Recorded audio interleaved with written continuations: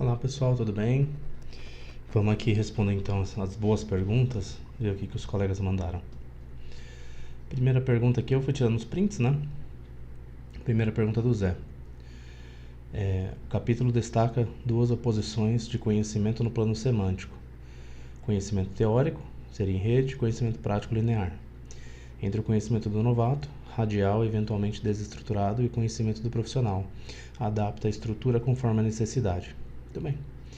Mesmo transitando bem entre o conhecimento prático e teórico, não necessariamente o profissional sabe como ensinar.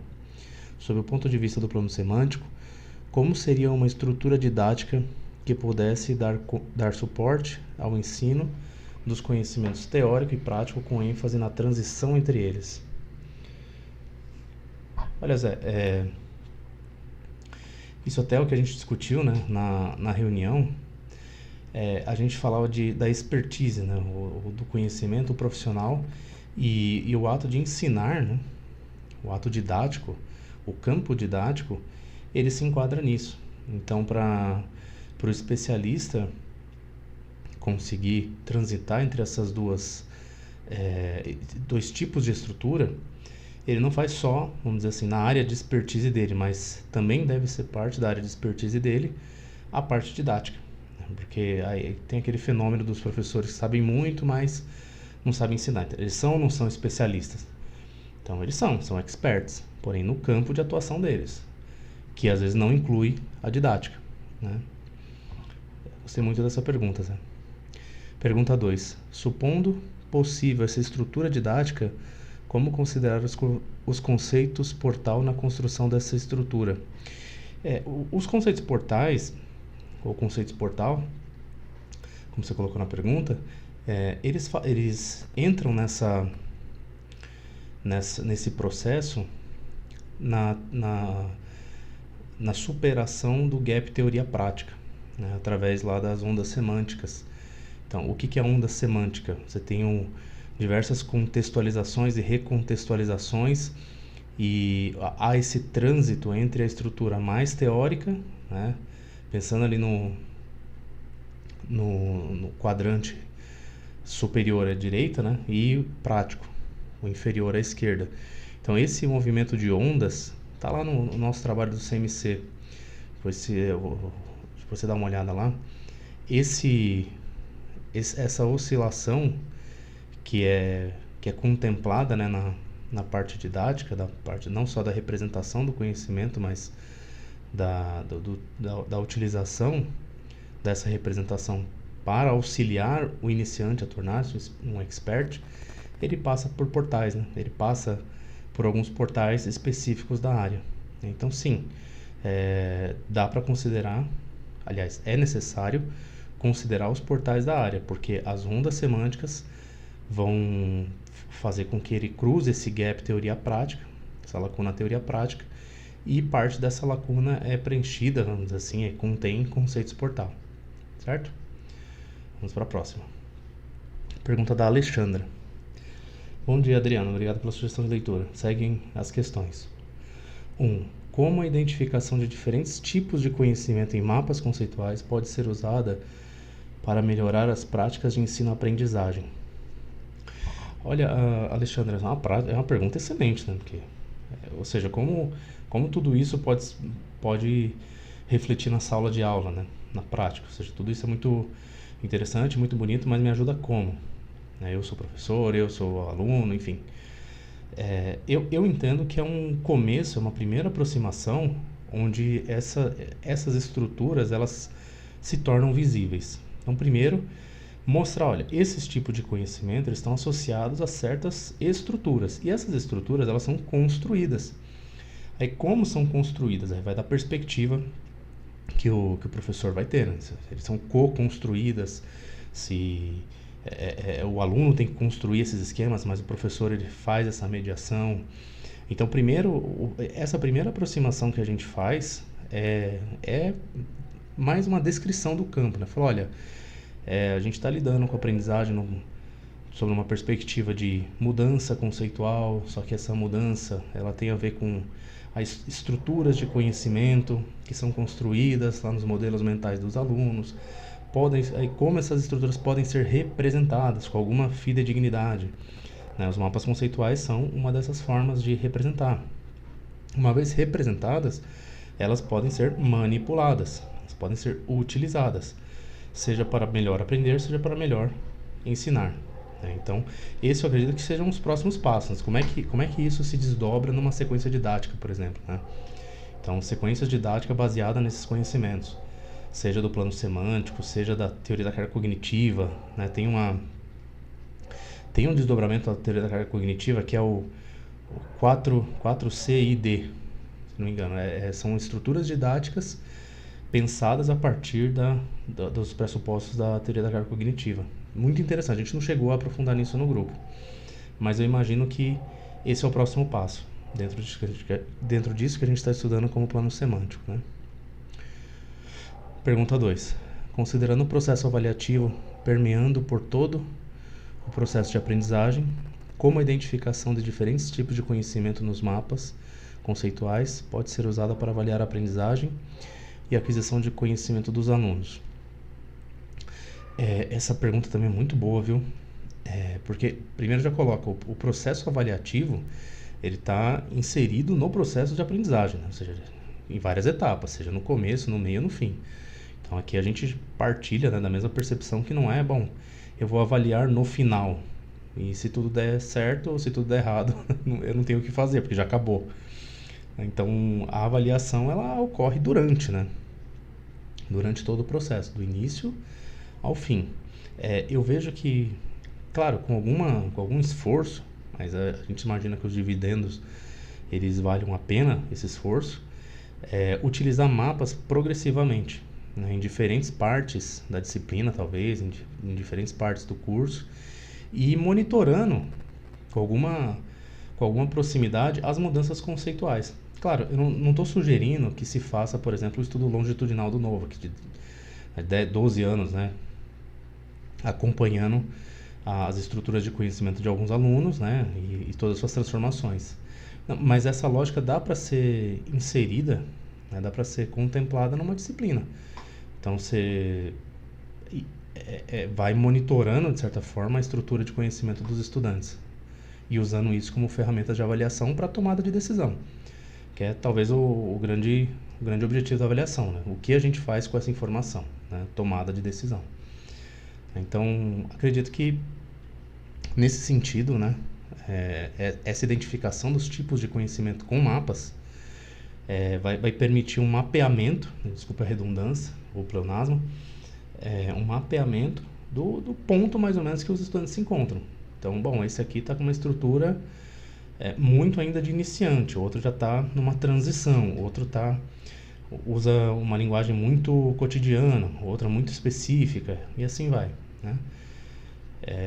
Lembrando aquele artigo sobre a ressonância pedagógica, né, que eu cheguei a mencionar na discussão de hoje, a ressonância pedagógica é essa aproximação que o professor lidera, né, coordena ou media entre as estruturas de conhecimento atuais do estudante e do especialista, né, para se aproximar ao máximo disso, tá? Muito obrigado pelas perguntas, Alexandra. Terceiras perguntas são do Cleifson. Tem uma correção aqui, né? A tabela 1 está com a categorização incorreta. Achei estranho porque não aparecem todos os códigos possíveis. Aí ele fala, né? Adriano, na sua apresentação vi que a tabela 1 não está incorreta. Desconsidere a pergunta. Aqui na tabela 1 original, o menos dos códigos ficaram unidos, né? Acontece, Cleifton. Então você ainda me deve uma pergunta, né? Se a primeira não valeu. 2. Analisando-se proposição por proposição, é mesmo possível dizer que uma é mais context dependent, maior ou menor gravidade semântica, do que outra? Pergunta inspirada pela fala do Mortimer.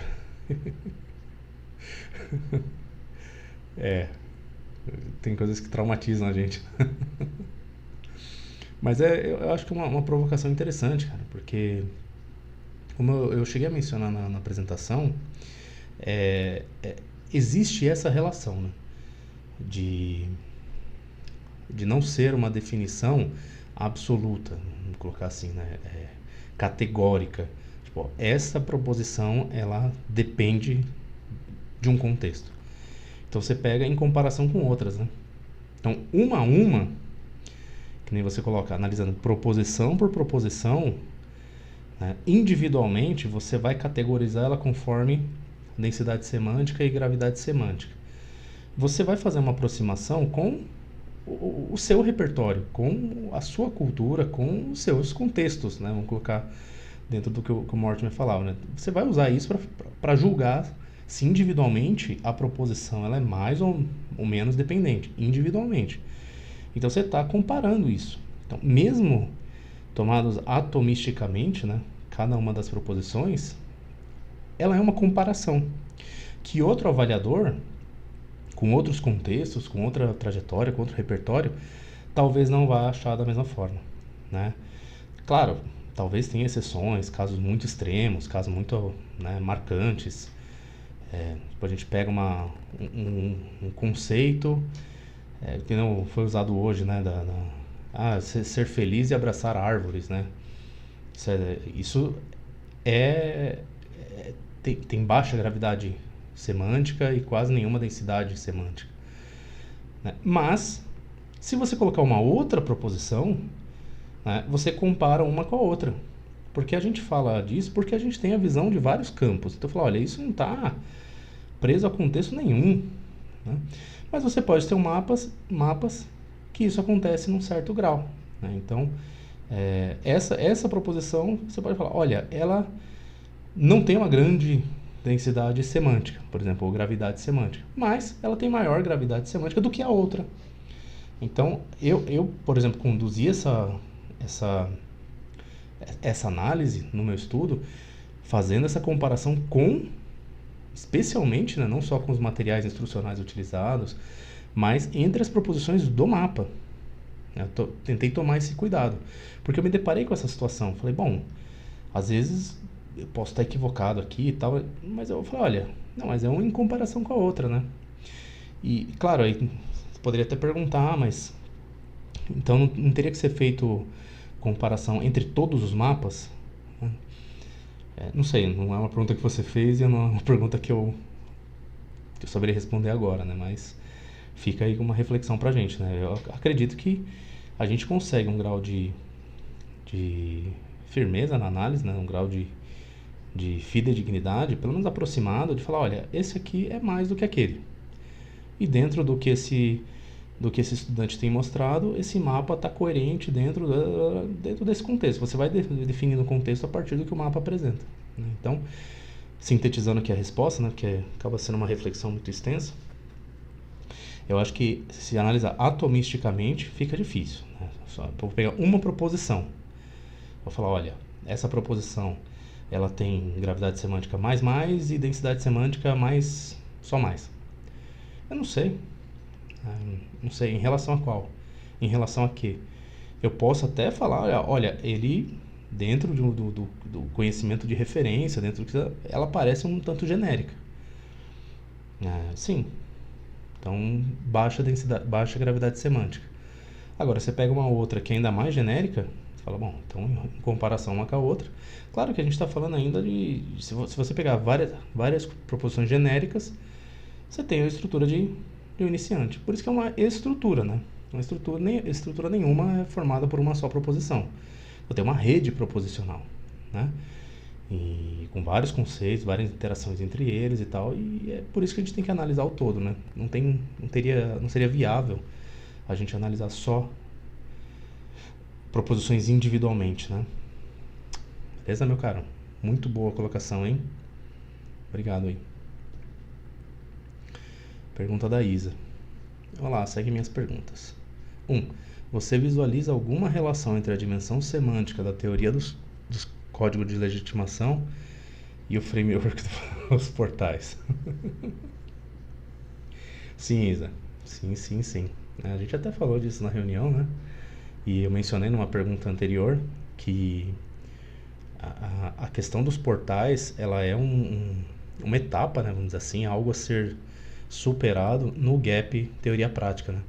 Nessa oscilação entre que eu coloquei no meu mapa original, que dava para usar figuras, você tem um caminho de oscilação entre algo mais conceitual e algo mais prático. Mais conceitual, algo mais prático. Recontextualizar, contextualizar, recontextualizar, contextualizar. Aumenta a semântica, diminui gravitacional, aumenta a gravitacional, diminui a semântica. Esse é o movimento chamado ondas semânticas, né? E ela leva aonde? Né? Ela leva a cruzar o gap teoria prática e rumo à expertise. E parte desse caminho, ele é pavimentado, vamos colocar assim, obstaculizado por conceitos portais, né? E aí tem toda a questão do bounded, né? do contextualizado, depende do contexto. Então, a gente vê isso também na questão da gravidade semântica, né? Que é a definição da gravidade semântica, é a questão da dependência de um contexto. De qual contexto? Bom, do contexto que se está tratando, do contexto do assunto, né? Então, ali, esse tornar-se expert, tornar-se o profissional em quê? Em um determinado contexto, uma determinada área, um determinado campo, que com certeza tem os seus portais. Então, sim, não só ele tem relação, né, como tem uma íntima relação, certo? Segunda pergunta. Do seu ponto de vista, a tabela 1 pode ser utilizada como parâmetro para análise de mapas em diferentes áreas e com diferentes perguntas focais? Eu não sei se eu entendi exatamente a sua pergunta, tá? Mas, sim, poderia, com adaptações, né? Então, você vai ter um conhecimento. A estrutura seria a mesma. Você teria... Porque aquele ali é uma ferramenta de translação, né? Que fala. Um dispositivo de translação para qualificar os códigos, né? Para delimitar o que são os códigos. Então, você vai ter a estrutura do iniciante, né? GS-, DS-. A estrutura teórica, né? DS+, GS-. A estrutura prática, GS+, DS-. A estrutura do profissional, GS+, DS+. Isso independente até no artigo que a gente estudou hoje, que ele subdividiu ainda cada quadrante em outros 4, né? Isso foi para dar um refinamento, mas nem algo assim que seria tão necessário, porque já está no quadrante. Então, se está mais ou menos, se está mais para lá ou mais para cá, eu acho que é um ganho na análise, mas, bom, já está naquele quadrante.